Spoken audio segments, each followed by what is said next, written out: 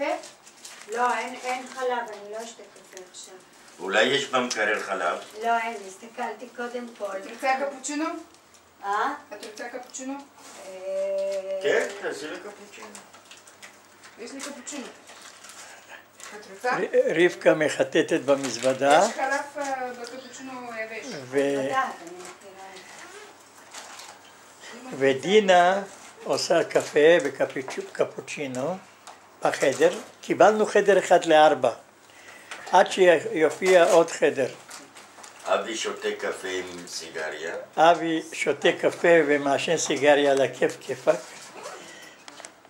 ועושה כיף, הוא כבר התארגן, הוא כבר נמצא, כבר הונגרי. אבי כבר הונגרי. שותה קפה, מעשן סיגריה, אני עושה לך כזה. אין יותר מאושר ממנו. נכון, תודה לאל. תודה לאל. השתבח שמו לעד. ודינה, כמו שאתם רואים את דינה, אריה, נכון שאני הבאתי שוקולד וזה? רבקה, האמת אני לא יודע מה את הבאת, אני לא מתערב.